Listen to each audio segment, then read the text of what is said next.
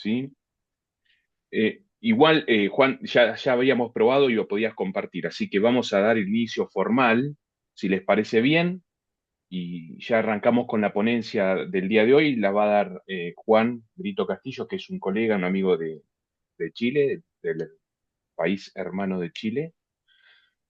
Y ya arreglamos esto hace por lo menos un mes, si yo no digo mal, no recuerdo con exactitud, pero más o menos hace un mes que quedamos en esto y nos parecía Exacto. que una buena opción era presentar un tema que es realmente importante, como la interacción cardiovascular con el sistema respiratorio, pero este sistema respiratorio sometido a la presión positiva secundaria a la ventilación mecánica.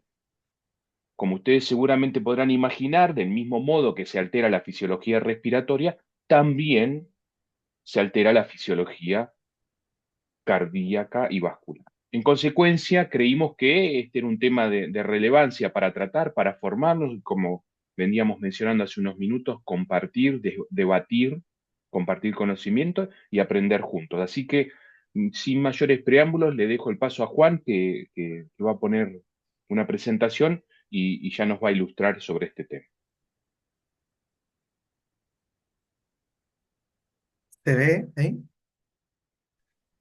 Eh, ahí estamos viendo. Eh, Ahí lo vamos a ver. pero, a ver, ahí está pantalla completa. Ahí vamos. Todo el mundo Bien, ¿se ve bien, puede cierto? acceder, ¿no es cierto? Tengo algunas. Ahí va queriendo. Ahí Sí, va. se ve perfecto. Ahí vale. Vale. Bueno, Juan, cuando dispongas, arrancamos con esto entonces. Comencemos. Hola, ¿cómo están? Buenas tardes a todos. Muchas gracias por la conexión. Y antes de comenzar, bueno, agradecer el espacio y la consideración para el profesor y colega Adrián Gallardo por esta instancia y espero que sea súper provechosa para todos. Bien, entonces el tema, me presento, mi nombre es Juan Brito, yo soy kinesiólogo del área intensiva y terapia respiratoria, trabajo en el Hospital de Ovalle, que queda en Chile, en la cuarta región, a 4 horas más o menos de Santiago, como estábamos hablando recién con Adrián. Y el tema que vamos a conversar o exponer a continuación es sobre la interacción cardiorrespiratoria, ¿ya? Desde la ventilación mecánica a los distintos cuadros clínicos que podemos presentar o presenciar en nuestras unidades de cuidado intensivo. Bien, entonces para comenzar, el objetivo principal de esta presentación es que siempre el sistema cardiorrespiratorio funcione en amistad. Oh, pero hice algo, parece que saqué la...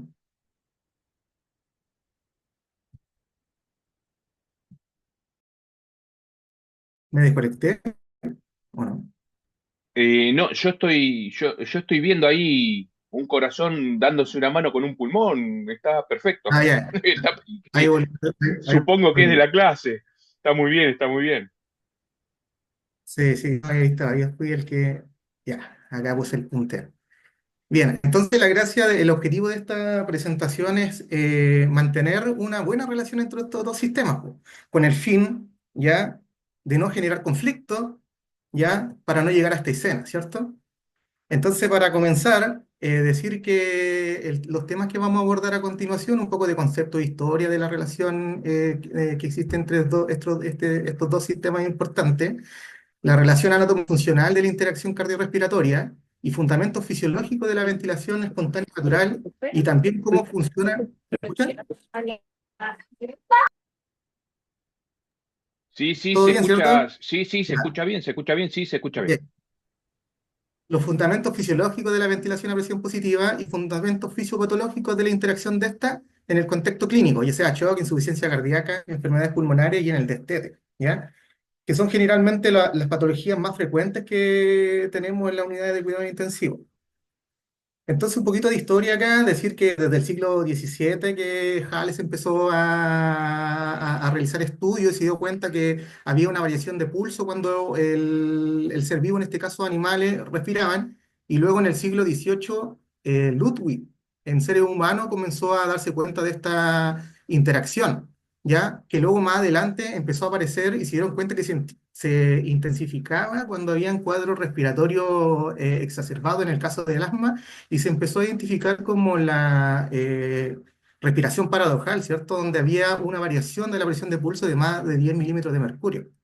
Bien, entonces como concepto podríamos decir que esto corresponde a un conjunto de interrelación entre el sistema respiratorio y el cardiovascular que ocurre durante los ciclos cardíacos y respiratorios propiamente tal. Y esto va a depender de distintas consideraciones, ¿cierto? Del estado cardiovascular que se encuentra en ese momento, ya que es muy distinto estar en un estado normal, por llamarlo así, y que en un estado patológico, ¿ya? El estado respiratorio relacionado netamente con el trabajo respiratorio y también el modo respiratorio. Si tenemos un soporte que nos va a generar presión positiva, la dinámica va a cambiar bastante de la ventilación. Bien. Entonces, tenemos que tener en cuenta la relación anatomofuncional que se encuentra en estas estructuras, ya que si vemos esta imagen, la vecindad es súper estrecha, o sea, tienen una relación directa entre el pulmón y el corazón, y que durante la ventilación se va a afectar en sí la función cardíaca propiamente tal, y más todavía cuando lo llevamos a trabajo respiratorio exacerbado. ¿Ok? Por lo tanto, si nos damos cuenta, el corazón igual en sí anatómicamente tiene una desventaja porque la capa pericárdica que lo cubre, ¿cierto? Y la disposición anatómica que tiene el corazón está estrechamente ligada a la zona de la cisura cardíaca del pulmón y en esa zona igual el pericardio tiende a tener menos distensibilidad de la que tiene generalmente. Por lo tanto, el ventrículo izquierdo en ese aspecto se encuentra se encuentra en desventaja mecánica, por decirlo así, ¿ya? Que se va a ver más compleja cuando hay exacerbación de todos estos cuadros. Entonces tenemos que tener en cuenta que las presiones que van a interactuar principalmente en lo que es la relación cardiorrespiratoria, ¿ya? Es la presión intratorácica, que va a depender de la presión transpulmonar o de cómo varía la presión dentro de esta caja durante el ciclo respiratorio, ¿ya? Y cómo todo eso se transmite hacia el corazón a través de la presión transmural, que es la presión que se genera netamente en el corazón. Y tenemos que tener en cuenta que todo esto está englobado en la presión atmosférica, que es la presión que se está ejerciendo sobre nosotros constantemente y que se estima generalmente que es un kilogramo por centímetro cuadrado de superficie corporal. Bien, entonces, como dije anteriormente, la presión intratorácica, que depende de la presión pulmonar o de la presión pleural, en este caso va a generar alteraciones ya o beneficios a nivel de la entrada al lado derecho del corazón y de la salida, y que esto va a afectar directamente, como dije, al retorno venoso y al volumen de eyección ventricular, ¿ya? Y que se va a ver alterado más todavía cuando la presión intratorácica afecte directamente a lo que es la precarga, la poscarga y la contractibilidad del corazón, ¿ya? Hablando de los dos lados principalmente. Permiso.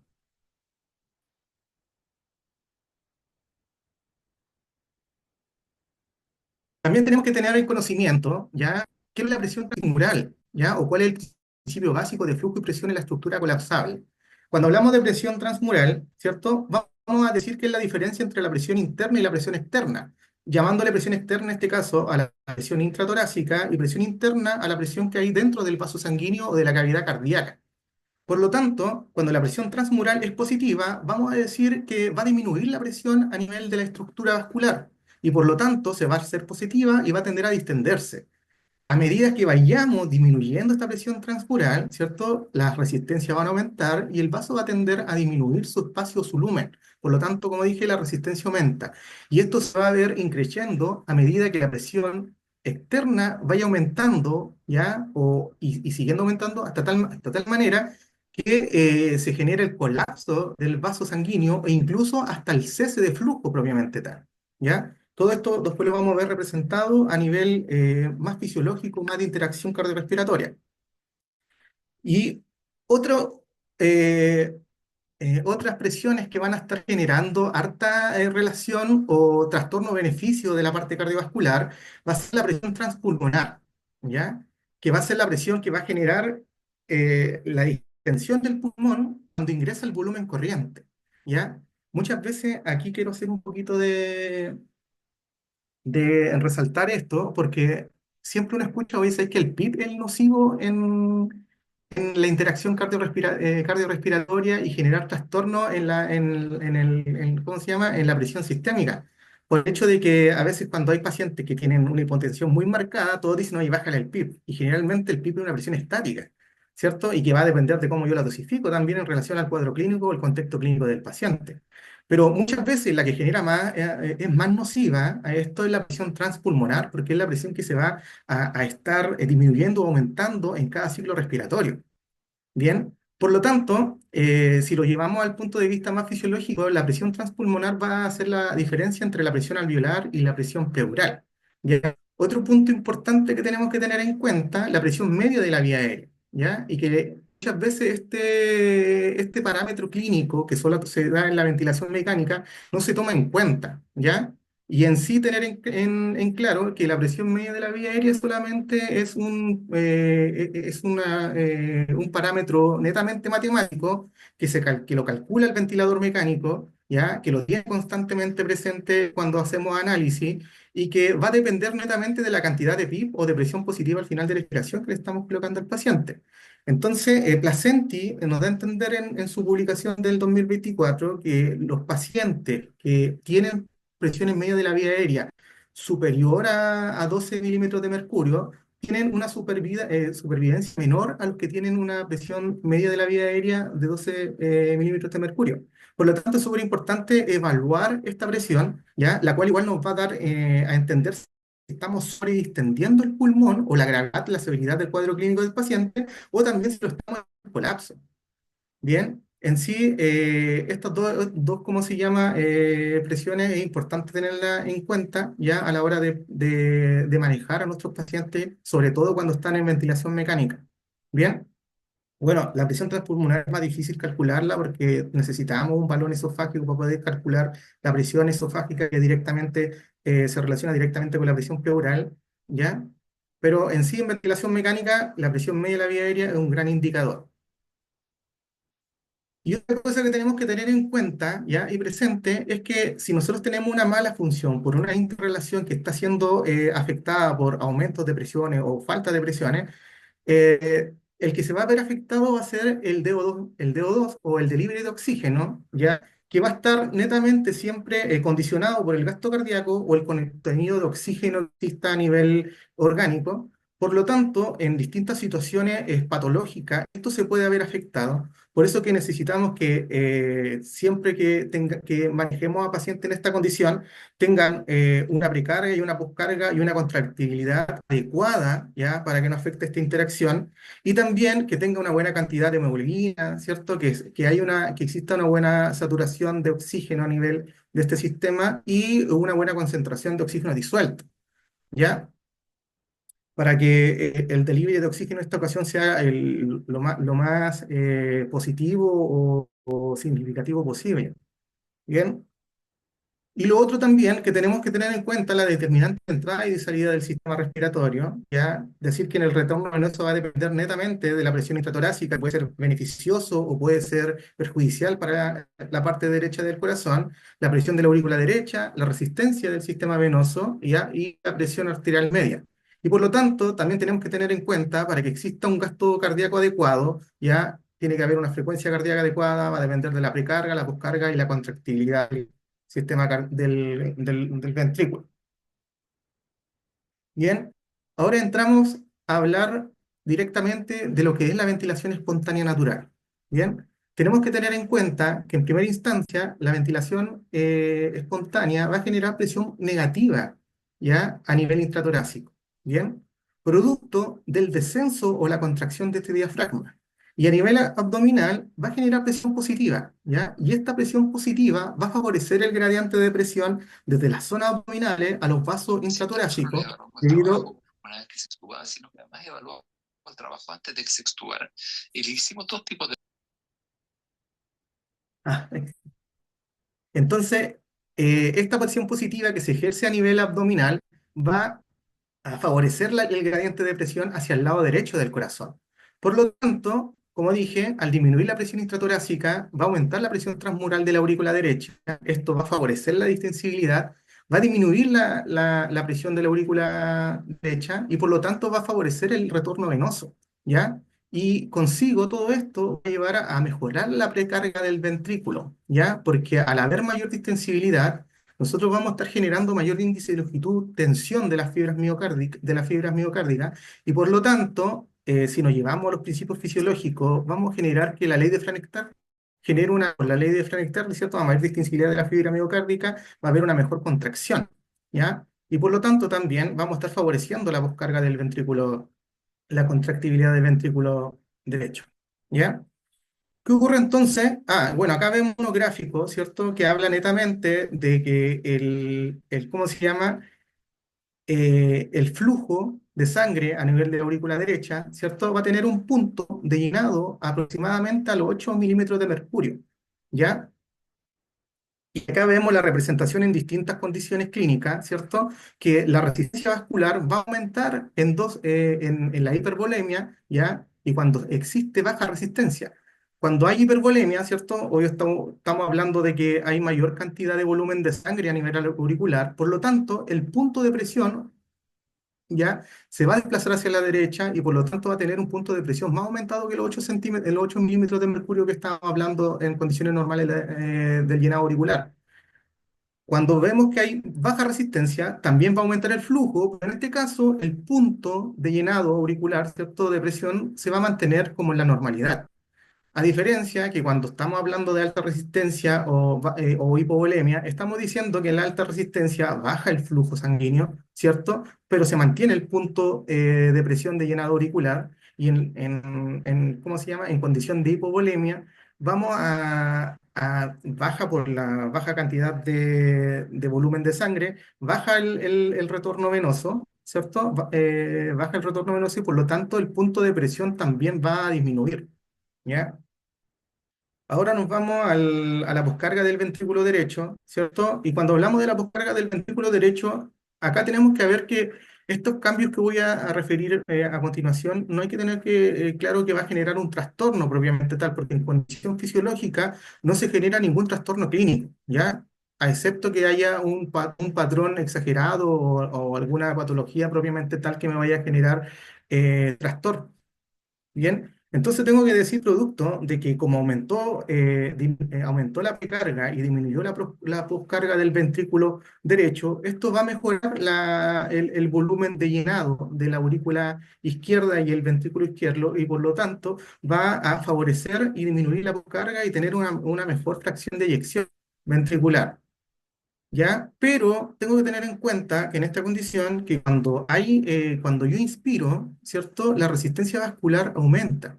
Y cuando hablamos de resistencia vascular, tenemos que tener en claro que es la sumatoria de los vasos sanguíneos que existen dentro del alveolo y fuera del alveolo.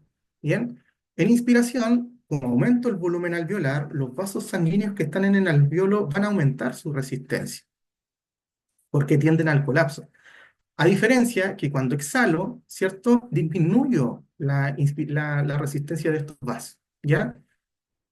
Por lo tanto, entonces, si tengo una buena fracción de eyección del ventrículo derecho, eso me va a favorecer el flujo de entrada a nivel izquierdo y por lo tanto también va a haber buena distensión de las cavidades cardíacas, ya mejor índice de longitud-tensión y por lo tanto mayor contractibilidad, lo que me va a favorecer y disminuir la poscarga del ventrículo izquierdo, favoreciendo su eyección, ¿ya? Hay que tener claro que, eh, como hablé recién de la presión vascular pulmonar, tenemos que decir que cuando trabajamos a capacidad funcional, ya residual funcional, la resistencia es la más adecuada posible, que no me va a generar trastornos. Pero cuando me voy al extremo de meter volúmenes pulmonares altos, ya me va a aumentar la resistencia, al igual que trabajar con volúmenes pulmonares bajo la capacidad residual funcional. Mientras más llego al volumen residual, la resistencia pulmonar total va a aumentar, ¿ya? Más adelante vamos a ver directamente esto aplicado a condiciones clínicas propiamente tal. Bien, y acá una curva, ¿cierto? Que todos conocemos, que las zonas de West, que vamos a decir que la zona 2 es la zona más idónea, ¿ya? Y que la zona 3, la zona uno, perdón, solamente aparece en condiciones de patología. Y acá nos hablan netamente de una distensión alveolar, ¿cierto? Donde la presión alveolar va a ser mayor a las presiones vasculares y más general el colapso. La zona 2, como dije, es la zona ideal, ¿cierto? Donde hay buena flujo de sangre, ¿cierto? Y buena ventilación, ¿ya? Y la zona 3 es una zona ya donde hay casi colapso pulmonar y las zonas vasculares se anteponen a las presiones alveolares. ¿Qué pasa con el ventrículo y con el lado izquierdo del corazón? ¿Ya? Como dijimos recientemente, la ventilación espontánea favorece tanto a la precarga y a la poscarga de ambos ventrículos, ¿ya? Van a haber modificaciones, ¿cierto? Que no van a ser clínicamente, que no van a ser clínicamente, que no van a afectar clínicamente la condición cardiovascular, ¿ya? Y que cuando la precarga del ventrículo izquierdo en la inspiración va a disminuir el llenado, ¿ya? Va a disminuir la distensibilidad de la aurícula y por lo tanto se va a disminuir la inspiración, pero eso va a haber compensado en la expiración donde ocurre todo lo contrario, aumenta el llenado, mejora la distensibilidad y mejora la precarga del ventrículo, ¿ya? ¿Qué pasa en la poscarga del ventrículo izquierdo? Vamos a decir que la inspiración, ¿cierto? También disminuye la presión intratorácica, eso hace que aumente la presión transmural del ventrículo izquierdo, aumenta la poscarga y disminuye el volumen de eyección ventricular. Y la expiración se favorece todo, pasa todo lo contrario, ¿cierto? Disminuye la poscarga y aumenta el volumen de eyección. Vuelvo a repetir que esto fisiológicamente no genera problema en la interacción propiamente tal del sistema cardiovascular, ¿ya? Pero si lo llevamos al punto de que exacerbamos la respuesta, nos van a generar conflictos, ¿ya? Entonces aquí este dibujo muestra la zona de interdependencia ventricular, donde, como dije anteriormente, se ve afectado o se ve el ventrículo izquierdo favorecido en la expiración, ¿ya? Y se ve afectado en la expiración. Bien, pero que en la zona con esfuerzo respiratorio, este desplazamiento del septum hacia el lado izquierdo me va a afectar toda la mecánica del ventrículo, ¿ya? Y ahora, ¿qué ocurre cuando yo conecto al paciente o agrego una presión positiva al paciente? ¿Ya? Ya de ser la presión negativa, me va a cambiar netamente a una presión positiva, si hablamos en conceptos clínicos. ¿Ya? Y esta presión positiva que anteriormente la ventilación espontánea, la presión negativa que se ejerce, me estaba favoreciendo el retorno venoso, mejoraba la gradiente de presión, la presión positiva que se va a ejercer por el ventilador o la presión que yo coloque me va a afectar todo lo que es las resistencias vasculares. Por lo tanto, el gradiente de presión va a disminuir, ¿cierto? Si nos damos cuenta acá, vemos cómo afecta la presión a todo lo que es la estructura o las cavidades cardíacas se ven comprimidas, por lo tanto aumenta la presión de la aurícula derecha, disminuye el gradiente de presión, por lo tanto disminuye el llenado de la aurícula y el ventrículo, ¿ya? Y esto me va a generar a que la precarga caiga, ¿ya? Y si la precarga cae, como menor índice de longitud tensión, ¿ya? Y menor contractibilidad, ¿bien? Si yo manejo bien el ventilador mecánico, estos cambios que existen no deberían haber problemas significativos, ¿ya? Todo es cuando yo dosifico el ventilador de mala manera, ¿bien? ¿Qué va a pasar con la descarga del ventrículo derecho, cierto? Por este mismo problema, y acuérdense que si yo meto presión dentro del pulmón, igual voy a generar aumento de las resistencias vasculares. Producto de eso, donde aumenta el volumen, aumenta la resistencia vascular pulmonar y por lo tanto disminuyo el volumen de eyección ventricular porque se pierde la ley de Frank-Starling de tensión o el índice de longitud de tensión, ¿ya? Pero aquí ocurre un efecto de sinergia, ¿ya? En el ventrículo izquierdo, porque uno, como reduzco el flujo de sangre hacia el ventrículo derecho, ¿ya? Le doy espacio al ventrículo izquierdo, ¿ya? Y ese efecto sinergista va a favorecer la contractibilidad de este ventrículo. Y por lo tanto, como va a tener una mayor presión de llenado, va a aumentar la poscarga propiamente tal. Perdón, propiamente tal. Entonces, eh, va a aumentar la poscarga del ventrículo derecho, perdón, me está yendo al otro lado. Por el aumento de la resistencia vascular, aumenta la poscarga del ventrículo derecho, ¿ok? Si nos vamos al ventrículo, a la parte izquierda del corazón, ¿cierto? Como dije recién, si hay mayor retorno de flujo, acá al poner presión positiva tenemos que tener en cuenta que este efecto de compresión de los vasos me va a generar en primera instancia entre los 3 a 5 ciclos que el flujo ya de sangre de la circulación secundaria favorezca el llenado auricular y ventricular, y por lo tanto en esos primeros flujos también me va a afectar, me va a favorecer a la contractibilidad, ya me va a disminuir la poscarga y me va a aumentar, a aumentar la precarga, ya, por lo tanto se favorece la contractibilidad. Pero en sí, la presión positiva, el efecto beneficioso que me va a generar a nivel del ventrículo izquierdo, es que como se reduce el flujo de llenado del ventrículo derecho, le va a dar más espacio, por lo tanto la capacidad de contracción va a ser mejor, ¿ya? Y esto va a mejorar el gasto cardíaco en sí. Bien, hago hincapié y recalco, si yo manejo mal la dosificación de los parámetros de la ventilación mecánica, voy a generar catástrofe en todo lo que es el gasto cardíaco, ¿ya? Ahí se pone complejo el asunto. Bien, ahora, después de tener en cuenta cómo funciona, cómo se comporta el sistema, tanto en ventilación espontánea como cuando le agrego presión positiva, ¿qué ocurre cuando el paciente está en shock? ¿Ya? Primeramente tenemos que tener en cuenta que en el shock siempre va a haber un trastorno en el transporte o en el delivery de oxígeno. Por lo tanto, vamos a llegar a un punto de DO2 crítico, donde la hipoxia celular, ¿cierto?, que existe a nivel tisular, va a generar que el metabolismo celular pase de un metabolismo aeróbico a un metabolismo anaeróbico. Esto me va a generar que aumente el lactato, ¿cierto? Y aumente el CO2. Por lo tanto, va a condicionar, ¿ya? Va a condicionar a que haya falla de órganos importantes, como en este caso el hígado, ¿cierto? Y se va a reducir la síntesis del ácido láctico y también va a generar trastorno a nivel renal, lo que me va a condicionar a disminuir o a alterar todo el asunto del manejo ácido básico orgánico. Esto me va a llevar a franca acidosis metabólica, ¿ya?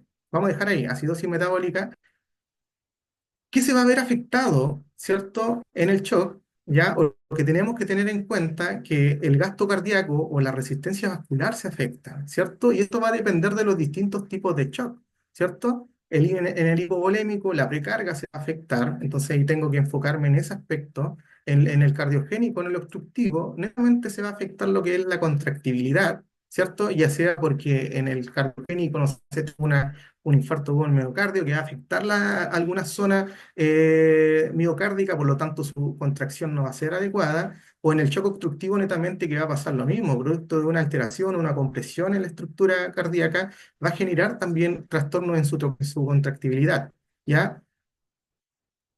Y tener en cuenta también lo que pasa en el shock distributivo, ¿cierto? Que va a generar trastornos en la resistencia vascular. Va a haber una vasodilatación que va a afectar directamente a la poscarga, ¿ya?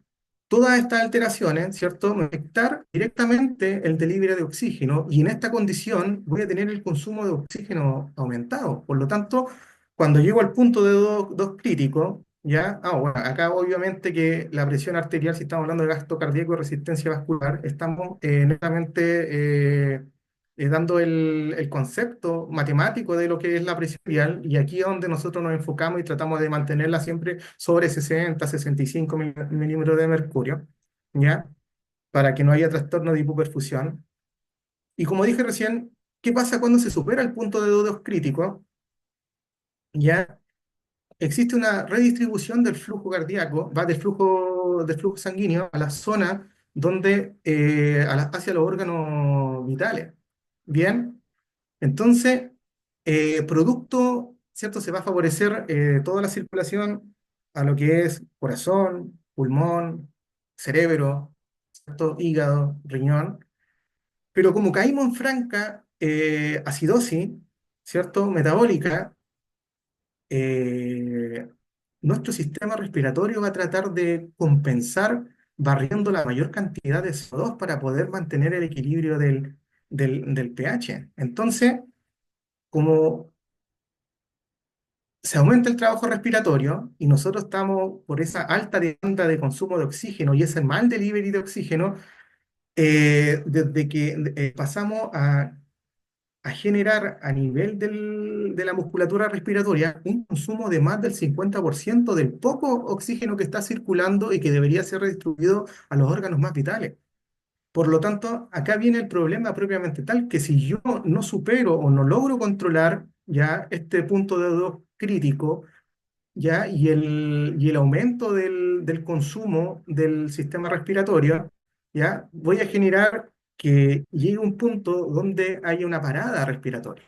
Bien, y lo otro que quería decir acá, que es importante recalcar, es que cuando aumentamos el trabajo respiratorio, ¿cierto? Vamos a llegar a los puntos, ¿ya? Que me van a generar trastornos a nivel cardiovascular, ¿cierto? Porque voy a empezar a disminuir va a ser más agresiva la disminución de la presión intratorácica, ¿cierto? Esto me va a generar un gradiente de presión más marcado, por lo tanto, va a haber mayor flujo hacia el lado derecho, que la presión de la aurícula derecha va a disminuir. Entonces eso va a aumentar la precarga, ¿cierto? Si lo mantengo en el tiempo, me va a generar un desplazamiento del septum, ¿ya? Que me va a empezar a comprimir el ventrículo izquierdo, ¿cierto? Tenemos que tener en cuenta ya que este trabajo me va a aumentar el volumen pulmonar. Y al aumentar el volumen pulmonar me va a estar generando aumento de la resistencia vascular pulmonar. Por lo tanto, me va a estar aumentando ya la poscarga del ventrículo derecho. Y eso también va a estar generando que disminuya el flujo de sangre, ¿cierto? Por esta poscarga aumentada hacia el ventrículo y la aurícula derecha. ¿Ya? Más todavía esta desventaja mecánica que me va a estar generando ese desplazamiento del septum. Por lo tanto, en el ventrículo izquierdo, por esa compresión, sí va a estar generando que va a aumentar la poscarga, ¿cierto? Y va a disminuir el gasto cardíaco. Y esto me va a generar que siga bajando el delivery de oxígeno, ¿cierto? Si yo lo mantengo en el tiempo, me va a generar un aumento de la presión telediastólica que me va a condicionar a que haya flujo retrógrado y me genere un edema pulmonar agudo, ¿ya? Y como no logro mantener un buen gasto cardíaco, las presiones diastólicas igual van a estar bajas, lo que me va a llevar a una mala perfusión miocárdica.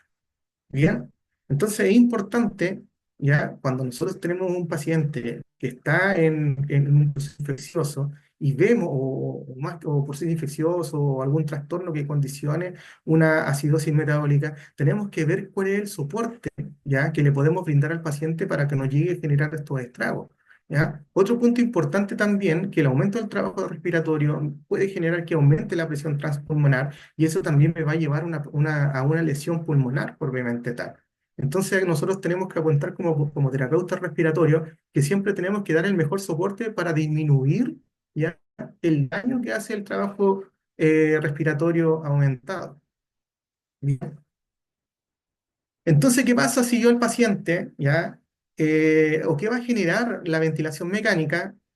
En primer lugar, tiene que haber una dosificación adecuada de esta ventilación, ¿cierto? Y si es adecuada, uno, me va a disminuir ¿cómo se llama? El trabajo respiratorio, ¿cierto? Una, porque, no sé, quizá el paciente utilicé ventilación mecánica no invasiva, ya redujo, o también ya si era un shock marcado propiamente tal, intubamos al paciente, ¿cierto? Sedamos, ya redujo el trabajo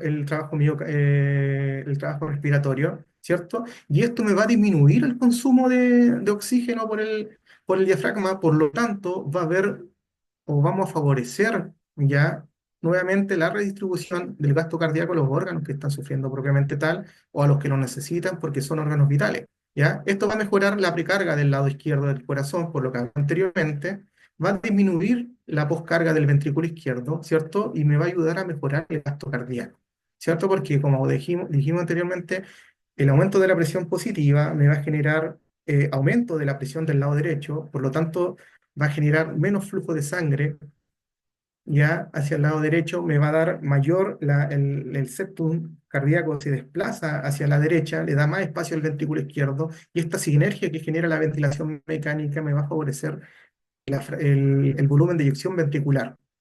Bien, ¿qué pasa si yo dosifico de manera adecuada el ventilador mecánico? ¿Cierto? Va a disminuir la gradiente de presión del lado derecho, ¿cierto? Va a aumentar la resistencia vascular por sobredistensión, ¿ya? Y va a reducir la precarga y aumentamos la poscarga de ambos lados cardíacos. Y también podemos llevar al daño pulmonar, como dije anteriormente. Bien, entonces, la parte del choque es súper importante manejar los conceptos fisiológicos, saber dónde voy a poder actuar directamente, ¿ya? Y qué soporte le puedo ofrecer al paciente para reducir todos estos daños que podemos provocar si no damos el soporte adecuado, ¿ya? O si dosificamos de manera inadecuada lo que es la presión positiva. Bien, bueno, como dije al principio de la presentación, muchas veces le echan la culpa al PIB, ¿ya? De los efectos hemodinámicos, pero todos los estudios que hacen referencia a ventilación mecánica y interacción cardiorrespiratoria dicen ya que sí, el PIP es el culpable, pero si yo lo dosifico de mala manera. Bien, porque si tenemos en cuenta, si yo doy mucho PIB, llevo a la sobredistensión, obvio que voy a afectar. Así como si no le pongo PIB, ¿ya? Voy a generar que el volumen, la capacidad residual se reduzca de tal manera que me genere problemas también. ¿Ya? Entonces la dosificación individualizada y con análisis de mecánica pulmonar preciso en el contexto clínico reduce los efectos perjudiciales de la presión positiva o la falta de ella en la función cardiovascular y respiratoria. ¿Ya? Así que por lo tanto, como les dije, no hay que tenerle miedo al PIB, ¿ya? Sino que hay que tenerle miedo más a cómo lo dosifico que, que a la presión positiva propiamente tal. La presión positiva, bien dosificada, me va a ayudar y me va a disminuir todos estos estragos que genera eh, eh, estos parámetros mal dosificados.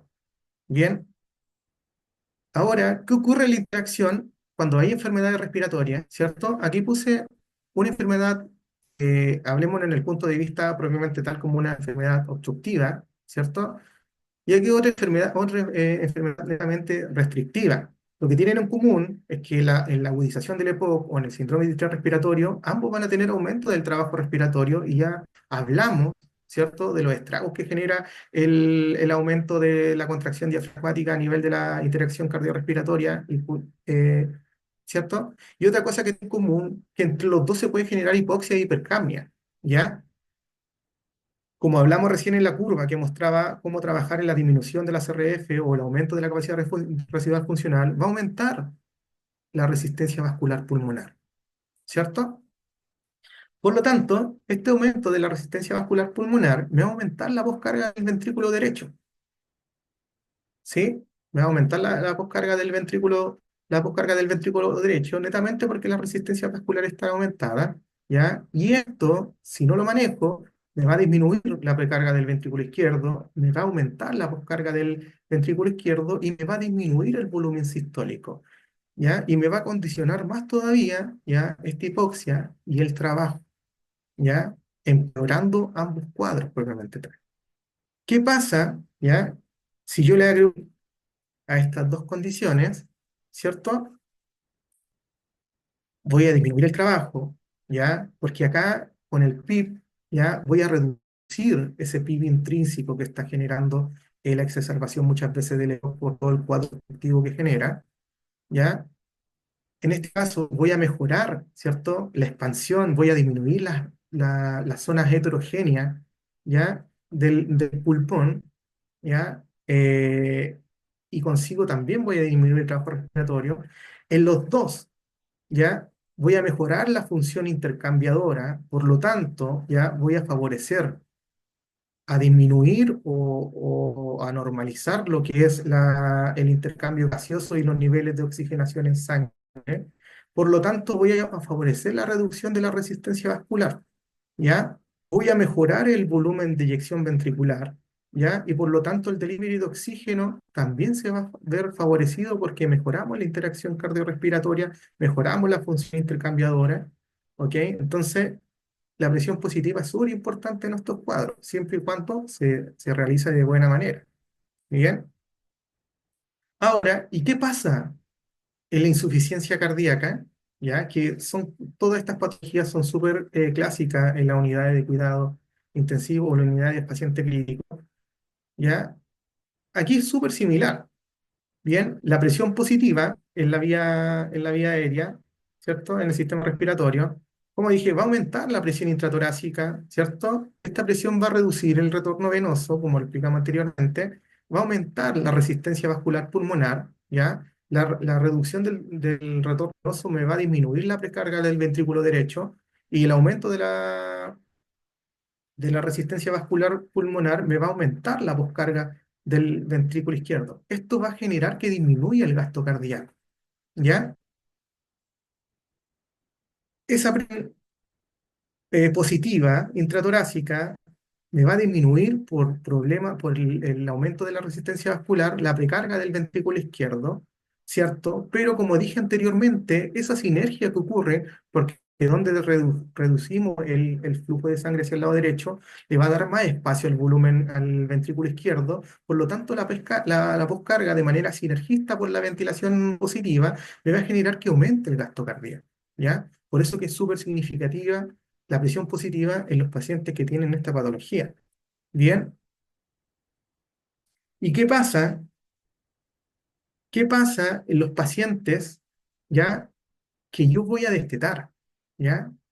Aquí cuando yo desteto o vamos a decidir que hay que actuar un paciente, hay que seleccionar de manera adecuada a quién le voy a dar presión positiva, a quién le voy a dar alto flujo, a quién le voy a poner bajo flujo, ¿ya?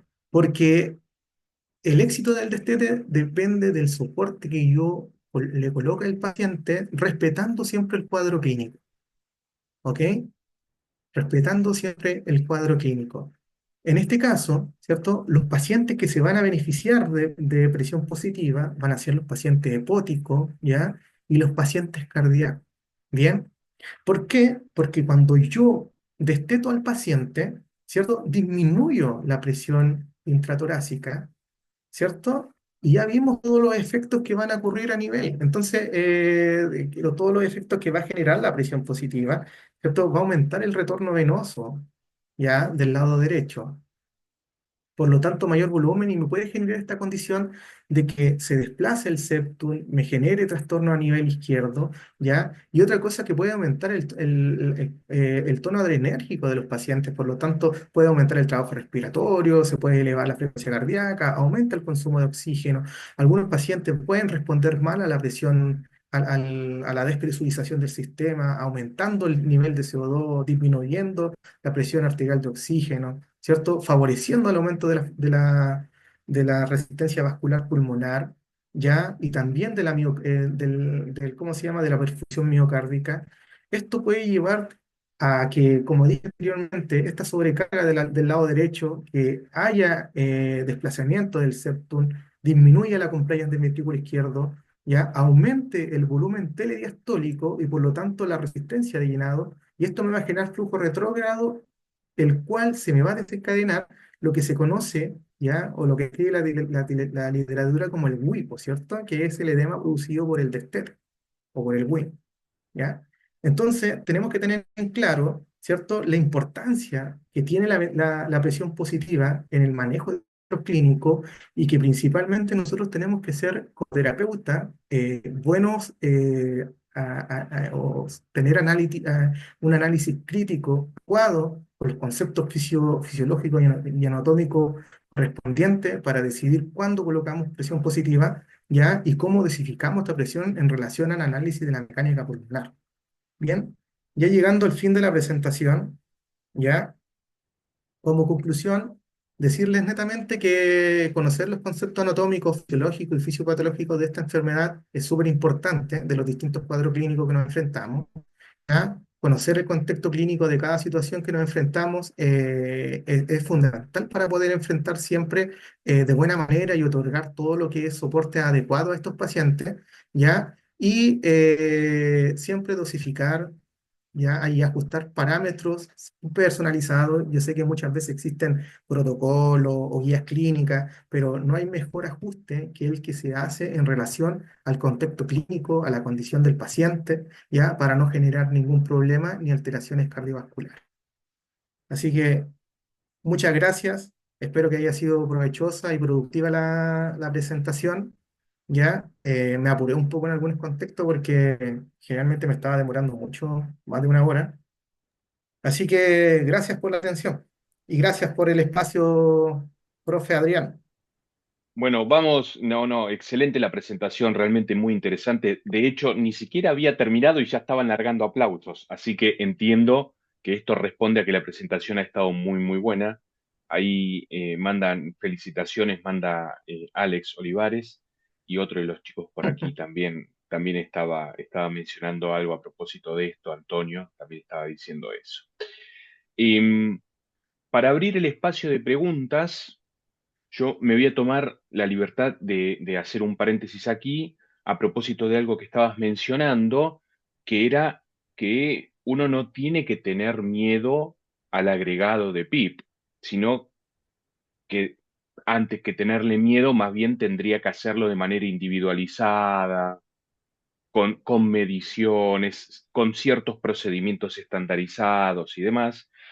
Y en este sentido, me quiero tomar la libertad de invitar a todos los presentes para el jueves de la semana próxima, que vamos a presentar un caso clínico. Yo digo vamos, pero en rigor no lo voy a presentar yo, lo va a presentar un amigo, Mauro, que yo ya conozco el caso porque ya lo hemos discutido, pero la semana entrante se presenta un paciente con una presión de apertura a las vías aéreas muy pronunciada. Entonces, los requerimientos de PIP eran mucho mayores y yo iba a decir debió Mauro ahí hacer algunos ajustes para llegar a la cantidad de PIP adecuada, ¿sí? A propósito de esto que estabas mencionando. Eh, Abro entonces el espacio para las preguntas y contesto. eh, no sé quién pregunta, Joaquín Muñoz. Sí, Joaquín, esto queda grabado. Esto está grabado, ¿sí? Esto está grabado. Está grabado y más tarde se subirá a YouTube para que ustedes lo puedan ver allí también. Así que les dejo el espacio para preguntas. Si quieren preguntar, aprovechen que Juan está acá disponible después de la excelente presentación que hizo. Si tienen preguntas, aprovechen ahora y ya le vamos haciendo las preguntas. Sí, eh, no. Bueno, no sé el nombre ese, pero alguien levanta la mano, así que sí, obvio, sí, arriba. Escuchamos la pregunta. Hola, buenas. No sé si se me escucha. Sí, se escucha perfecto. Sí, Mucho gusto. Mi nombre es Matías. Soy kinesiólogo aquí en la ciudad de Puerto Varas, en el sur de Chile. Un gusto a todo el mundo. Vale, Quería hacer bienvenido. un par de preguntas respecto al qué nivel de PIB comenzaría a ser deleterio a nivel hemodinámico, porque en la clínica pasa lo típico que quizá el paciente está con algo de PIB, no sé, 5 o 8 centímetros de agua y de repente no sé, algunos colegas empiezan a cuestionarse el tema de la titulación de PIB con respecto a si el paciente está algo hipotenso. Lo digo por experiencia, no sé si a algún otro colega le habrá ocurrido, pero esa sería como mi primera duda. Oye, bien, buena pregunta. Mira, primero tenemos que decirnos en qué contexto clínico estamos, porque a veces tenemos pacientes y que ocurre principalmente cuando están mal sedados, ¿cierto? Ya sea en ventilación mecánica invasiva o no invasiva, principalmente el efecto deleterio de la hemodinamia ocurre por eso, porque están todavía con franco trabajo respiratorio que me va a generar todo esto que nombré anteriormente, aumento del retorno venoso, la interdependencia del ventrículo izquierdo me va a generar más caos a nivel, perdón, del ventrículo izquierdo, más caos a nivel del ventrículo derecho, va a disminuir la contracción y el volumen de eyección, y por lo tanto ahí se va a ver afectada directamente la hemodinamia por ese trastorno de interdependencia. Lo otro es que es muy importante hacer un análisis de mecánica respiratoria cuando yo estoy frente a estos casos, porque si yo mantengo un nivel un driving que sea menor a 15 no debería estar generando problemas propiamente tal en la hemodinamia y debería ser el problema de otro lado. Porque como te digo, el trastorno propiamente tal va a ocurrir cuando yo genere sobredistensión o genere colapso o reduzca tanto la capacidad respiratoria funcional que me va a generar trastorno en esta interacción cardiovascular. Entonces yo creo que de repente hay que evaluar harto evaluar en sí globalmente que si el PIB que yo titulé realmente generó problemas o no en relación a si generé sobredistensión o estoy trabajando ¿cómo se llama? En menor a la capacidad residual funcional que necesita el paciente. No sé si te queda clara la respuesta. Matías, Porque en sí, antes de, como para decirte un nivel de PIB, es súper difícil de determinar, decir, ¿sabéis qué? Mira, con 8 de PIB, con 10 de PIB, entonces es difícil poder responder un número exacto. Pero como te decía, si nosotros trabajamos con presión, si quieres medir la presión media de la vía aérea, también podría ser un indicativo. O sea, ya superando la presión media sobre 12 muchas veces podría generar problemas. O lo otro es hacer análisis de bucle, ya que me pueda generar si hay sobredistensión o no, que me está afectando la dinámica cardiovascular. Ah, ya, ok. Entonces, claro, básicamente un rol importante cumpliría el análisis de la medición de la mecánica pulmonar y si eso estuviera en regla, se podría llegar a pensar que el problema podría venir de otro lado, quizás. Eso fue como lo que... Exacto. Mira, yo te pongo como ejemplo que a mí me ha pasado muchas veces que de repente dicen, oye, bájale el PIB. ¿Por qué no lo trabajáis con PIB cero? Porque hemodinámicamente está atroz, no le podemos subir la sedación porque vamos a generar más trastornos hemodinámicos. Entonces le echan mucho la culpa al PIB y el problema es que el paciente no está sedado, ¿cierto? Está con franco trabajo respiratorio. Entonces, el miedo muchas veces a reducir ese trabajo con sedación se antepone que no, si le subimos o le damos más sedación o utilizamos otra técnica que vaya a generar hipotensión, vamos a afectar la condición del paciente. Pero si te diste cuenta en la presentación, muchas veces el trabajo respiratorio exacerbado me va a generar un mal volumen de eyección ventricular y por tanto la presión siempre va a tender a caer. Así que, como te digo, es netamente el hecho de analizar, ¿cierto? Porque si yo le bajo el PIB a cero, puedo generar también aumento de la resistencia vascular pulmonar porque generé tal punto de colapso, ¿cierto? Que comprimí los vasos extra alveolares, aumenté la resistencia vascular y por lo tanto también va a caer todo lo que es la precarga y va a aumentar la poscarga del lado izquierdo y por lo tanto igual el volumen de oxígeno de sangre va a caer y me va a afectar directamente a lo que es la presión arterial. Entonces, como te digo, analizar siempre la mecánica, ¿cierto? Hacer un buen análisis de mecánica pulmonar y si dentro de todas estas normas no debería haber ningún conflicto hemodinámico por culpa de la ventilación mecánica. bien. Ah, Mati, ok. Me quedó bastante claro. Si me permite, me dejaría unir esta pregunta con la siguiente, que es respecto al paciente obeso. Se sabe que, bueno, existe por el tema de el tejido adiposo, hay una extra resistencia, digamos, generando como un patrón restrictivo a la mecánica pulmonar y por ende quizás requiere más de PIB que un paciente que no es obeso propiamente tal. Hay un nivel de PIB que actualmente dicta la literatura que se podría empezar a utilizar, no sé, 8 o 10 de base en paciente evidentemente obeso. Bueno, la literatura dice que principalmente en todos los pacientes que tengan un IMC sobre 30-31 deberíamos comenzar con PIB sobre 8, ¿ya? Pero otra vez vuelvo a llamar ahí hacer el análisis. El análisis de buscar la mejor compliance, el mejor plató, el mejor driving, ¿cierto? Y consigo también la mejor función, por decirlo, intercambiadora, o donde tengo la menor FIO2 con la mejor saturación.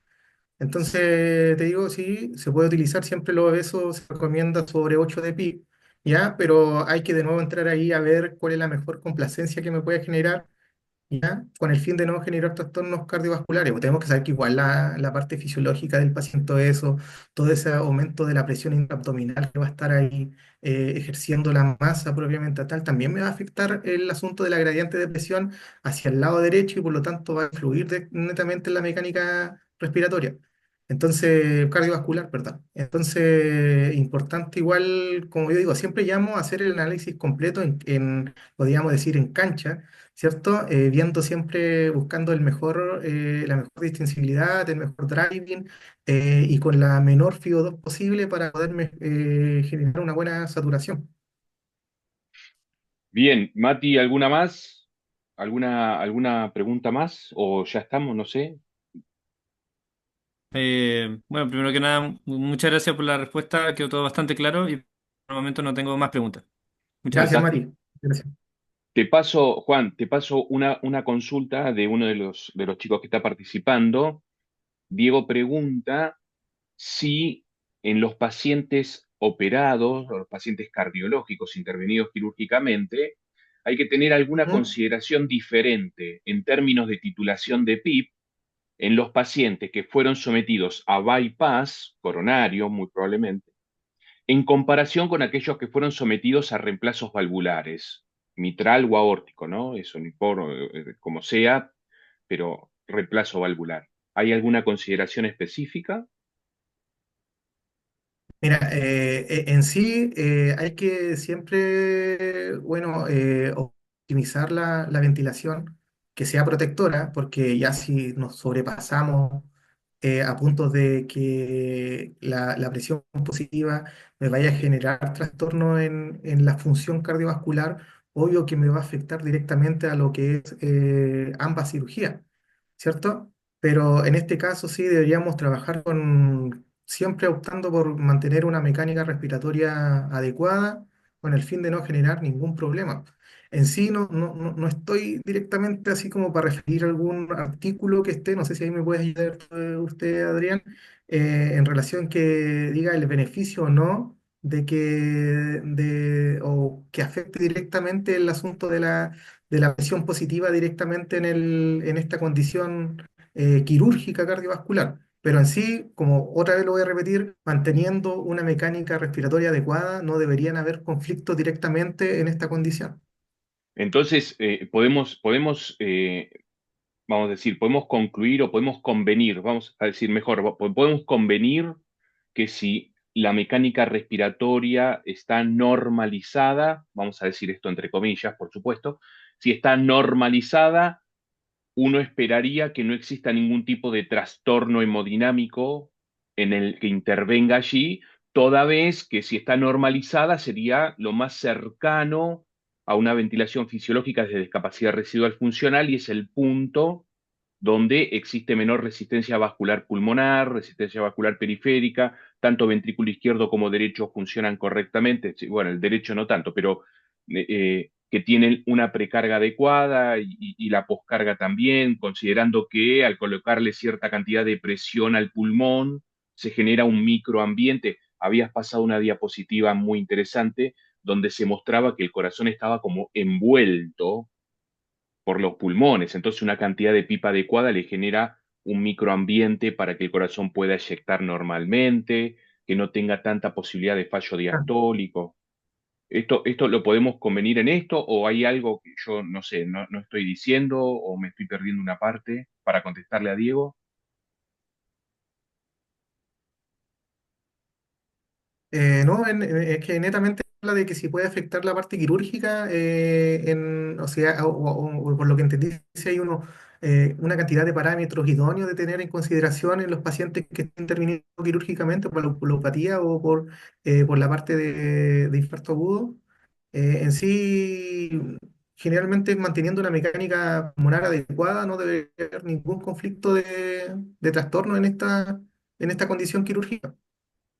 Bien, yo le contesto a Diego con un estudio que hicimos nosotros mismos hace 10 años, en el año 2015, pacientes sometidos a bypass. Era cirugía de revascularización, no eran reemplazos valvulares, así que en este sentido la pregunta puedo contestarla por la mitad, vamos a decir así. Y en esos pacientes observamos que la cantidad de PIB necesaria, estoy hablando de unos 28 pacientes, o 27 o 28, no me acuerdo muy bien el número, era 27 o 28 pacientes. La cantidad de PIB que utilizamos como media fue de 10 centímetros de agua. 10 centímetros de agua más menos 2, así que andaban entre 8 y 12 en los extremos inferior y superior, y esos pacientes todos salieron del respirador, fueron extubados en el periodo de 48 horas como máximo, y con muy buena evolución se fueron de alta absolutamente todos, ninguno tuvo ningún tipo de contratiempo. Pero lo cierto de esto es que la población fue muy pequeña, es decir, considerar menos de 30 pacientes una población muy pequeña, por un lado, y por otro lado, eran solamente cirugía de revascularización.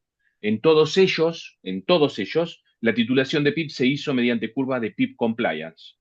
De manera que esto abona esto que estaba mencionando Juan a propósito de que la mecánica respiratoria, la mecánica pulmonar tiene mucho que ver en todo esto. No sé si contesto, Diego, contame, pero es solamente la mitad de la pregunta, la otra mitad no la podría contestar.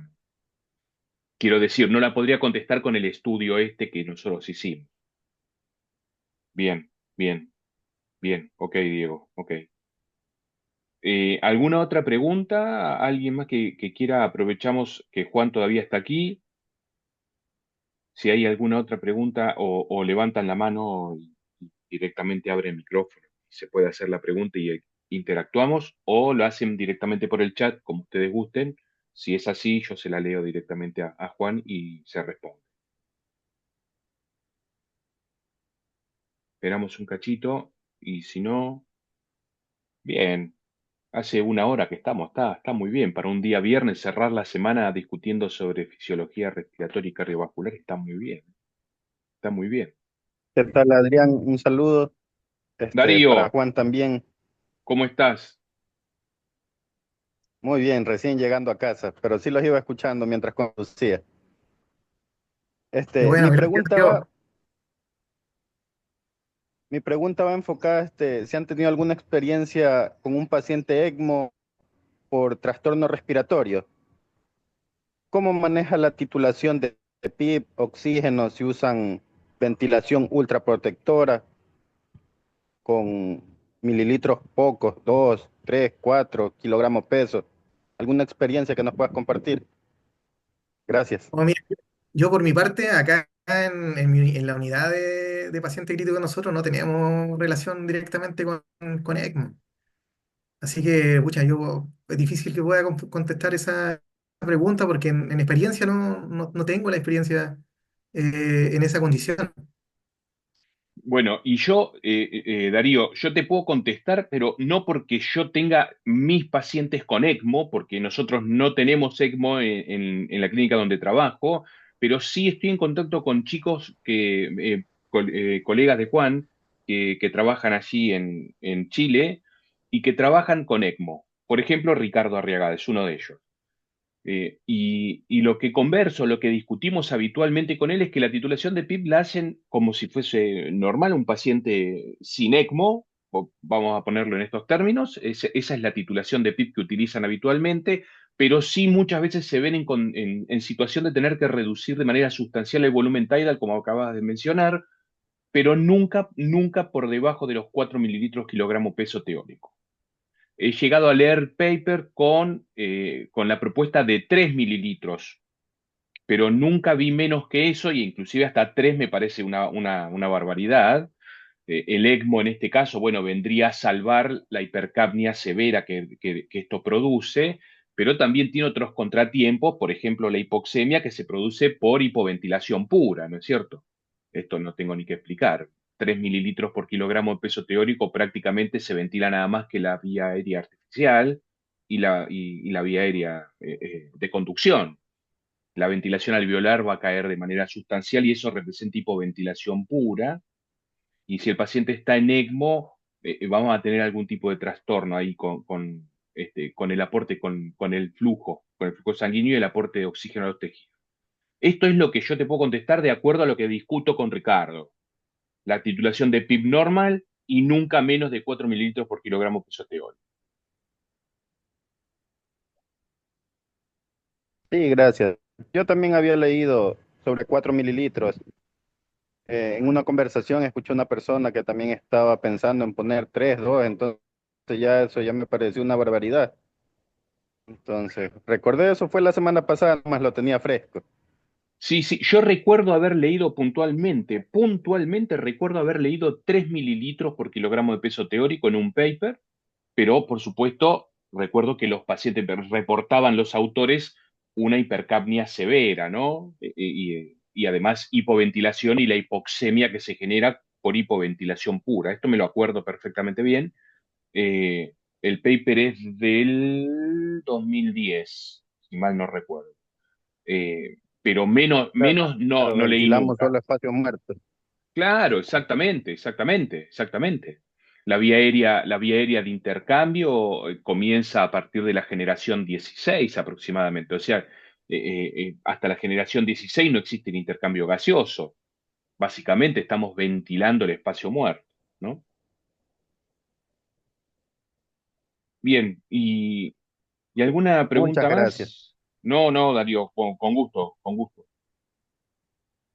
¿Y Mati? Sí, claro. No, no, más preguntas por ahora no. Le doy el paso a otro compañero que quiera preguntar algo. Mati, que habías levantado, ¿levantaste la mano? Eh, sí, Ah, se dale, dale. me, mientras comentaban un poco entre otras preguntas, se me ocurrió una respecto al paciente en contexto de paro cardiorrespiratorio. ¿Qué opinan o qué dicta la literatura actualmente respecto a SIP, es decir, cero de PIB o PIB menor a 5, tipo PIB de 4? En mi experiencia, por ejemplo, una vez me pasó que me tocó ver PIB de 4 o PIB de 0 directamente en paciente en ese contexto, entonces igual me quedó esa duda al menos, las primeras veces. Bueno, en ese caso, la literatura dicta netamente pasar a PIB de cero, ¿cierto? Para favorecer en sí las compresiones cardíacas, seguir la norma de que vamos a ventilar cada 6 segundos, ¿cierto? Como tenemos vía aérea asegurada, hasta que ver si podemos recuperar ¿cómo se llama? La circulación espontánea, pero en sí, literatura PIB cero, ¿cierto? Y bueno, si vamos a desconectar y vamos ¿cómo se llama? A conectar a insuflación manual, hacerlo cada 6 segundos la ventilación. Bueno, y ahí ya no nos sometemos PIP. Sí, yo coincido completamente. De hecho, si existe una parada cardíaca, nosotros lo primero que hacemos es desconectar al paciente. Se Exacto. desconecta, se conecta a la bolsa de resucitación y ya. Sí, sí, es PIP cero.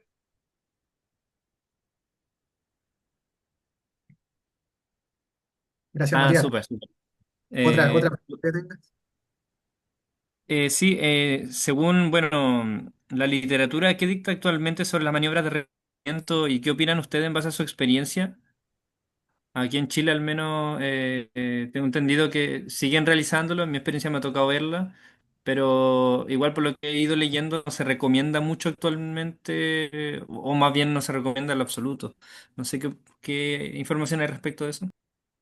En sí, la maniobra de reclutamiento, bueno, va a depender de la condición del paciente, pero yo más que reclutar muchas veces, porque las maniobras son agresivas, son de 20 de PIP, algunos dicen 20 de presión inspiratoria o hasta 15, o hay algunas que te llegan hasta 40 de PIP, entonces son Una locura. presiones agresivas que vamos a estar generando una sobredistensión absoluta a nivel del sistema respiratorio y vamos a generar un estrés terrible a nivel del parénquima o a nivel alveolar. En sí, encuentro que la forma más segura de poder realizar todo esto del asunto de buscar la mejor función intercambiadora o hacer lo menos heterogéneo posible el Ah, pulmón es trabajando con la mejor compliance, ¿ya? El mejor plató y el mejor driving que te pueda dar el paciente y haciendo el análisis propiamente tal de la curva volumen presión que nos puede dar el en sí, es como bien utópico decir el PIB ideal, pero el PIB que necesita el paciente en ese momento para poder manejar la menor FIO2 y priorizando la mejor función intercambiadora posible. Entonces, eso, oye, generalmente uno le da la curva, que uno empieza a aumentar PIB, no sé, voy a llegaste un ejemplo a un PIB de 12, tienes un plató de 26, ¿ya? Y generalmente si pasaste a PIB 13, 14, ya el plató, no sé, pues subió a 30, la compliance bajó, entonces ya te está dando el indicativo de que ya estás generando sobredistensión. Y más todavía si estás haciendo el análisis de bucle, si te da la curva con el famoso pico de pato que le llamamos, ya nos está diciendo que tenemos que parar y bajarle el asunto de la presión positiva, ¿ya? Entonces, generalmente, hoy en día, lo que más utilizo yo para buscar el PIB que necesita el paciente en ese momento es hacer el análisis completo. No sé si Adriana ahí puede complementar el... no puedo agregar mucho, simplemente les puedo contar desde mi punto de vista personal. No recuerdo, no recuerdo cuándo fue la última vez que hice una maniobra de reclutamiento. Actualmente están caídas en desgracia. Las maniobras de reclutamiento se pusieron muy de moda después del año 92, en una editorial que Lachman publica, en Intensive Medicine publica la famosa frase Open the lung and keep it open, y desde allí comenzaron una serie de trabajos y proponiendo distintas maniobras de reclutamiento, inclusive distintos trabajos, por ejemplo, el estudio ART, pero rápidamente cayeron en desuso, toda vez que los resultados del estudio ART, por ejemplo, fueron negativos para aquellos pacientes que toleraban maniobras de reclutamiento, esto es, los pacientes que aceptaban o que asimilaban, vamos a decirlo así, correctamente altos valores de PIB, eran los pacientes que después mostraban mayor índice de mortalidad. Y esto tiene mucha lógica, considerando que ahora mismo cualquiera de nosotros tenemos un potencial de reclutamiento que es bajísimo, porque tenemos pulmones sanos, porque estamos ventilando espontáneamente y normalmente, fisiológicamente, lo estamos haciendo de manera tal que nuestro potencial de reclutamiento es realmente muy bajo. Si el potencial de reclutamiento de un paciente es alto, significa que el paciente está realmente muy afectado, muy afectado. Más aún, se termina de afectar cuando sucede la maniobra de reclutamiento, que es terriblemente estresante, más considerando que hay ciertas unidades respiratorias que nunca se van a enterar que colocamos un nivel de PIB. Es decir, la presión superimpuesta que tienen esas unidades respiratorias es tan alta que por mucho que subamos el nivel de PIB, nunca les va a llegar.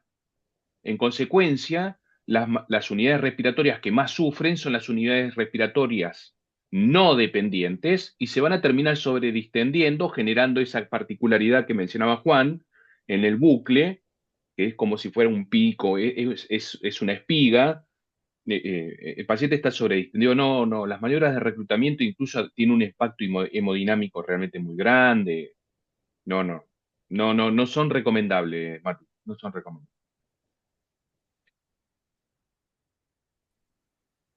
Más que entendidísimo. Más que nada igual consultaba porque hay algunos que lo tienen dentro de sus protocolos, por ejemplo, dentro de que el paciente ya requiera prono, por ejemplo, he visto en algunos protocolos en lugares que he trabajado donde está incluido esas maniobras y me ha llamado bastante la atención, tomando en cuenta la literatura. Vale, Aquí creo miren, que acá, no, no, nada, un comentario muy chiquito, Juan, y después seguí vos, pegale derecho, dale derecho. Un comentario muy chiquito. Mauro comparte acá en el chat, fíjense que dejó un enlace, es de Critical Care. Ahí hay un paper a propósito justamente de la titulación de PIB y el impacto tanto del nivel pulmonar como hemodinámico. Métanle ahí, ahí tienen un paper que ofrece Mauro, gracias. Dale, Juan, dale, dale. No, era aportar netamente que igual yo encuentro que muchas veces las maniobras de reclutación están, bueno, sobrevaloradas y a veces hay un desentendimiento mucho en lo que es el manejo y análisis del paciente que está conectado a ventilación mecánica. Porque he tenido discusiones a veces con parte del equipo que anteponen las maniobras de reclutamiento sin tener los efectos nocivos que generan estas sobre la parte hemodinámica y la parte pulmonar propiamente tal. Entonces, no sé, por ejemplo, una vez me dijeron, no, que recluta a un paciente que estaba con una cirugía pulmonar, habían hecho una disección del lóbulo, de parte del lóbulo inferior, entonces yo le decía que no tenía potencial de reclutamiento y que me querían imponer de repente a hacer el proceso. Entonces ahí uno entra en discusión y a ver si igual, bueno, es frustrante de que personas que muchas veces son como referentes en el área tengan conductas nocivas hacia el manejo de ciertas condiciones de los pacientes.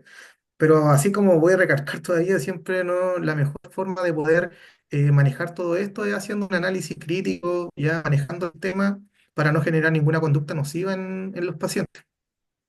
Y que cada paciente generalmente es único ¿cómo se llama? Está muchas veces fuera de todo protocolo porque dice tanto hay que manejarlo con tanto asunto, pero a veces la clínica es tan distinta que si el manejo es lo más importante en ese momento. Vale, bien, Eso. entonces, no, sí, está clarísimo, ¿no? Sí, sí, no, yo coincido con esto, coincido con esto. Eh, Vamos cerrando entonces la presentación, dejo de grabar, que esto va a quedar, como ya mencionamos, va a quedar disponible en YouTube.